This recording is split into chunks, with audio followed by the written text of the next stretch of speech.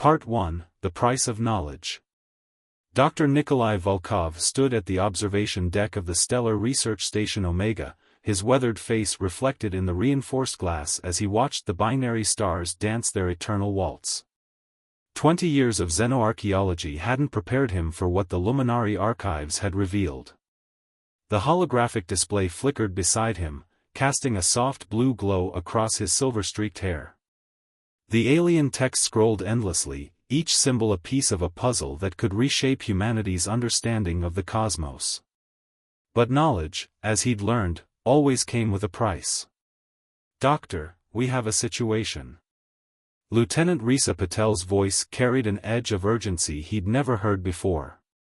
"The Luminari High Council is requesting your presence. Immediately." Nikolai's fingers traced the ancient pendant hanging from his neck, a gift from the Luminari elder, Vexthor, before everything changed. "Tell them I'm on my way." The transport pod hummed quietly as it carried him through the crystalline corridors of the Luminari Citadel. Each passage glowed with bioluminescent patterns, a living architecture that seemed to pulse in rhythm with his racing thoughts. The pendant grew warmer against his skin as they approached the council chambers. High Counselor Zarin waited at the entrance, his translucent form shifting like starlight through water. "Dr. Volkov, you've accessed restricted sections of our archives." The information was freely available in the public database, Nikolai replied carefully, noting the subtle shift in the being's aura, a sign of agitation he'd learned to recognize. Some knowledge was never meant to be found. Zarin's voice resonated within Nikolai's mind. The Helix Protocol must remain sealed. With respect, Counselor, the protocol could revolutionize space travel. Save countless lives. Why hide it? The chamber darkened, and other council members materialized around them. Their combined presence made the air crackle with energy. "Because," Zarin continued, "it nearly destroyed our civilization. And now, others have learned of its existence." A hologram appeared in the center of the chamber, a massive warship bearing the insignia of the Draconian Empire. "They're coming, Dr. Volkov. And they believe you hold the key to unlocking the protocol." Lieutenant Patel's voice crackled through his communicator. "Doctor, we have multiple ships dropping out of hyperspace. Draconian signatures confirmed." Nikolai felt the weight of decades of research pressing down on him. The Luminari had shared their knowledge freely, but this was different. The Helix Protocol wasn't just advanced technology, it was a fundamental restructuring of spacetime itself. "You must make a choice," Zarin said, extending a luminescent hand. "Surrender the research and remain here under our protection, or?" Nikolai asked, though he already knew the answer. "Or take what you've learned and run. But know that the Draconians will never stop hunting you." The pendant pulsed warmly, and in that moment, Nikolai understood its true purpose. It wasn't just a gift, it was a key, encoded with fragments of the protocol itself. The Luminari had been preparing for this moment, testing him, watching how he would use their knowledge. "There's a third option," he said, straightening his back. "We work together." The protocol wasn't meant to be hidden or weaponized. It was meant to unite. Alarms blared throughout the station. The Draconian fleet had begun their approach. "Doctor," Risa's voice was steady despite the chaos. "Whatever you're going to do it fast." Nikolai looked at the assembled council, their forms shimmering with ancient power. "The universe is changing. We can either change with it or be swept away by it." Zarin's form pulsed with an intensity that filled the chamber. "You speak as one of the ancients would. Perhaps that is why the archives revealed themselves to you." The decision made, Nikolai activated the pendant. Its warmth spread through his body as knowledge flooded his consciousness, not just of the protocol, but of its true purpose. The Luminari hadn't failed in its implementation, they had simply been waiting for the right moment, the right alliance. As the Draconian ships entered orbit, a new chapter in galactic history was about to unfold. The price of knowledge would be high, but its rewards could reshape the very fabric of civilization itself. Would you like me to continue with Part 2? Part 2, Echoes of Ancient Stars. Commander Jean May of the Earth Defense Fleet stood on the bridge of her flagship, the Horizon Breaker, watching as the Draconian Armada surrounded the Luminari Citadel. Her dark eyes narrowed as tactical displays showed their weapon systems charging. "Status report on Dr. Volkov," she demanded, her voice carrying the authority earned through 15 years of deep space command. First Officer Dante Rodriguez brought up a holographic display. "Still inside the Citadel, Commander. The Luminari have activated some kind of energy field we can't penetrate. Our sensors can barely read through it." Jean ran her fingers across the neural interface at the base of her skull, a reminder of her last encounter with Draconian forces. "Open a channel to their flagship."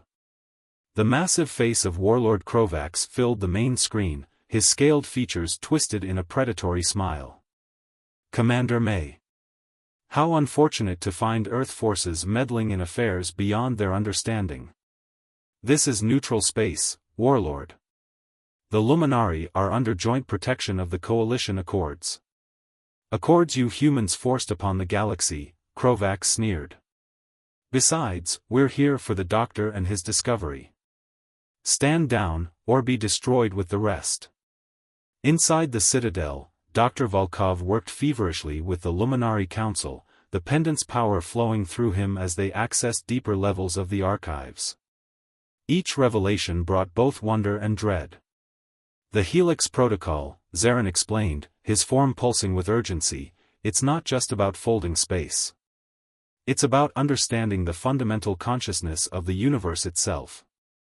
Nikolai's hands danced across holographic interfaces. "That's why the Draconians want it. They think they can use it to control reality itself."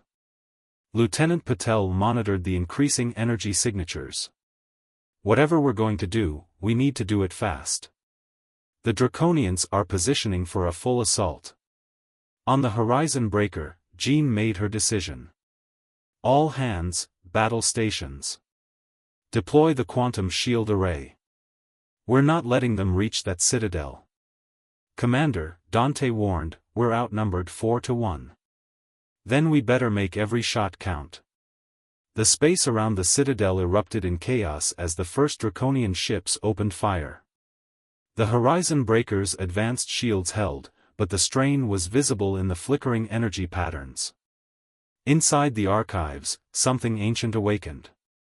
The pendant around Nikolai's neck grew almost unbearably hot as new information cascaded through his mind. "The protocol," he gasped, "it was never meant to be a weapon. It's a key to something the ancients left behind." Zarin's form brightened. "Yes. Now you understand. The Draconians seek to control, but the protocol requires harmony. Balance. Unity between species." Commander Jin's voice cut through their revelation. "Doctor, whatever you're doing in there, hurry. We can't hold them off much longer." The Horizon Breaker shuddered under another barrage. Jean watched as two of her support ships succumbed to Draconian fire, their crews barely managing to escape in pods. "Shields at 40%, Dante reported grimly. "Multiple hull breaches on decks 3 through 7. In the archives, Nikolai made a desperate gamble. "The pendant, it's not just storing information. It's gathering it. Learning. Evolving with each new user. A seed," Zarin confirmed. "Planted by our ancestors, waiting for the right moment to bloom." Lieutenant Patel's instruments suddenly went wild. "Doctor, the energy readings, they're off the charts." The pendant's glow had spread, enveloping Nikolai in a cocoon of living light. Through it, he could feel everything: the ships in orbit, the fear and determination of their crews, the ancient wisdom of the Luminari, and something else. Something vast and patient, waiting in the spaces between spaces. "Commander," he called out to Jean, "on my mark, drop your shields. That's suicide, Jean protested, watching another draconian vessel move into firing position. Trust me. The protocol, it's not what any of us thought. It's so much more. Jean looked at the tactical display, at her wounded ship and exhausted crew. In 15 years of service, she'd learned to trust her instincts. Right now, they were screaming that this was their only chance. All hands, she announced, prepare for emergency protocols. On my mark, divert all power from shields to structural integrity. Warlord Krovax's voice boomed across the channels. Your sacrifice will be remembered, Commander. Perhaps we'll keep your skull as a testament to human foolishness. The pendant's energy had spread throughout the Citadel now, connecting with ancient systems long dormant. Through it, Nikolai could see the truth: the Helix Protocol wasn't about changing reality. It was about understanding our place within it. Now, Commander. The Horizon Breaker's shields dropped just as the Draconian fleet opened fire. But instead of destruction, the energy beams seemed to freeze in space, caught in a web of golden light that spread from the Citadel like a living thing. The true power of the protocol was about to be revealed, and with it, the destiny of 3 civilizations would be forever changed. Would you like me to continue with Part 3? Part 3, The Quantum Betrayal. The golden web of energy pulsed through space, transforming the battlefield into a suspended moment of infinite possibility. Within the luminescent cocoon, Dr. Volkov felt the full weight of ancient knowledge pressing against his consciousness. The protocol isn't just responding to us, he realized, watching as patterns of light danced between ships, it's connecting us. Warlord Krovax's flagship hung motionless, its weapons caught in the strange field. Through the protocol's network, Nikolai could sense the Draconian leader's confusion turning to something darker: understanding. You fools, Krovax's voice resonated across all frequencies. You've activated the Nexus. Just as we planned. Commander Jean May felt her neural interface burn as new information flooded her systems. Doctor, we're detecting quantum entanglement signatures. The Draconians, they're trying to hijack the network. Inside the Citadel, Zaren's form flickered with alarm. Impossible. The protocol requires harmony.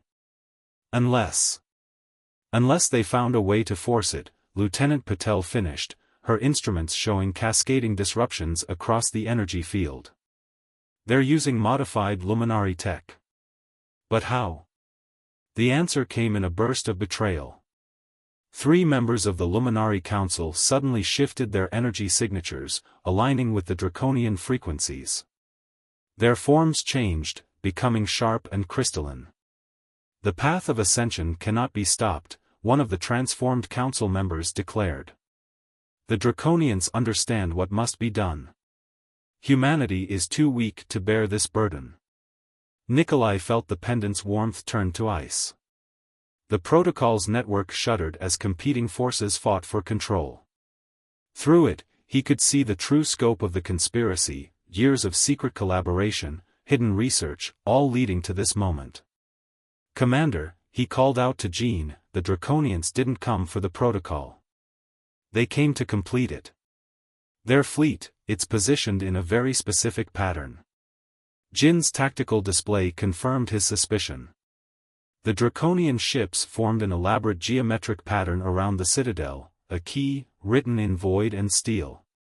The ancient texts, Zaren's voice carried desperate urgency, they spoke of a forbidden configuration. A way to force open the doors between dimensions. On the Horizon Breaker's bridge, Jean made a chilling realization. They're not trying to control the protocol. They're trying to break it. The space around them began to crack, literal fissures appearing in reality as the Draconian fleet channeled power through their modified Luminari tech. Through these cracks, something stirred, ancient, hungry, and very much awake. You see now? Krovax's voice held triumphant madness. The ancients were cowards, sealing away the true power of the universe. But we will embrace it. Lieutenant Patel's sensors screamed warnings. Multiple dimensional breaches detected. Something's coming through. Nikolai felt the pendant pulse in response to the threat. The remaining loyal Luminari Council members gathered around him, their energy merging with the protocol's network. In that moment of connection, he understood what had to be done. "Commander," he called to Jean, "the Horizon Breaker, your neural interface. It can sync with the protocol's frequency." Jean touched the scarred metal at the base of her skull. "You want me to plug my brain into that thing? While reality is literally falling apart? The protocol needs balance. Harmony. The Draconians provide force, the Luminari provide wisdom, but humanity." He paused, watching another crack spread across space. Humanity provides adaptability. The ability to change, to grow, to face the impossible and survive. On her bridge, Jean looked at her crew, humans, all of them, who had chosen to face the unknown despite their fears. Then she looked at the spreading cracks in space, at the darkness seeping through, and made her decision. "Dante, you have the bridge. Lieutenant Patel, prepare for emergency neural synchronization." "Doctor," she took a deep breath, "I hope you know what you're doing." The neural link activated, connecting Jin's consciousness to the protocol's network. The sensation was overwhelming, every thought, every memory, every moment of her life suddenly connected to something vast and ancient and alive. Through the network, she could feel everything: Nikolai's determined focus, Zaren's ancient wisdom, Krovax's burning ambition, and something else. Something waiting in the darkness between dimensions, watching them all with hungry anticipation. The battle for reality itself had begun, and the price of failure would be more terrible than any of them could imagine. Would you like me to continue with Part 4? Part 4, Shadows Between Worlds. The darkness pouring through the dimensional rifts took form, revealing creatures that defied comprehension. Through the protocol's network, Commander Jean May felt their alien consciousness brush against her mind, ancient, cold, and ravenously hungry. "The Devourers," Zaren's voice echoed through the connection. "The reason the ancients created the barriers in the first place." On his flagship, Warlord Krovax laughed. "Yes. The power the ancients feared. With the protocol, we can control them, harness them." "You're wrong," Nikolai spoke through the network, the pendant's energy flowing through him. "The Devourers can't be controlled. They don't just consume matter, they consume possibility itself." The proof manifested horrifically as one of the transformed Luminari Council members approached a rift, attempting to commune with the entities. In an instant, they were gone, not destroyed, but erased. Every timeline, every possibility of their existence, simply ceased to be. "All ships," Jean commanded, her consciousness expanded through the neural link, "fall back to secondary positions. Do not engage the entities directly." The Horizon Breaker's crew responded with practiced efficiency, but the Draconian fleet held their formation, channeling more power into the dimensional tiers.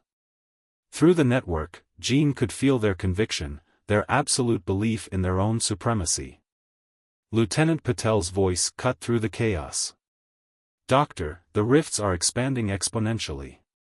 At this rate, we have less than 30 minutes before they merge into a permanent breach." In the Citadel, Nikolai worked with the loyal Luminari, their combined knowledge flowing through the protocol's network. "The pendant, it's not just a key. It's a template, showing how the barriers were originally created. But the power required," Zaren objected, "it would take decades to generate that kind of energy."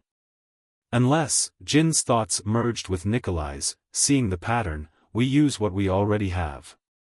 The Draconian fleet's formation, it's perfect for channeling energy. We just need to reverse the flow." Through their shared consciousness, a plan formed. The protocol didn't just connect space and time, it connected minds, souls, the very essence of different species. What the Draconians saw as a weapon, the ancients had designed as a bridge. Krovax. Jean called through the network. Look at what you've unleashed. The Devourers, they're not attacking us. They're studying us, learning our weaknesses.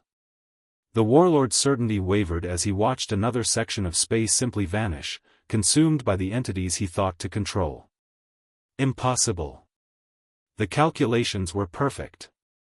Perfect for opening the door, Nikolai agreed, but did you calculate how to close it? Through the neural link, Jean felt the shift in the Draconian fleet, fear spreading through their ranks as more Devourers emerged. The geometric pattern of their ships, designed to tear reality apart, began to destabilize. Now! Jean commanded, channeling power through her neural interface. The Horizon Breaker's engines flared, quantum energy cascading through its systems. Nikolai raised the pendant, its glow intensifying as it synchronized with the ship's output. The loyal Luminari added their power, creating a new pattern within the protocol's network, not of destruction, but of harmony.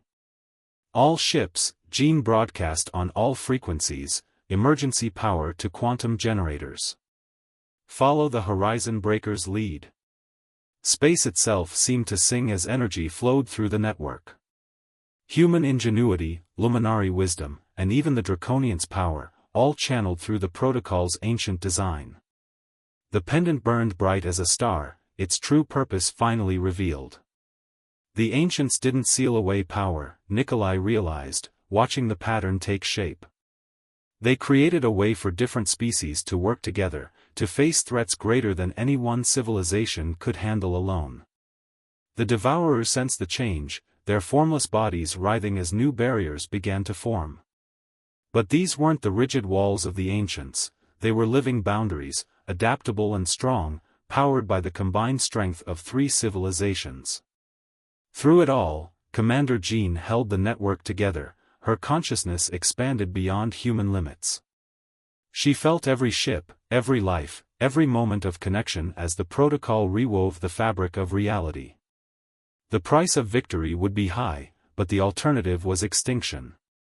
And humans, as Dr. Volkov had said, were very good at surviving the impossible.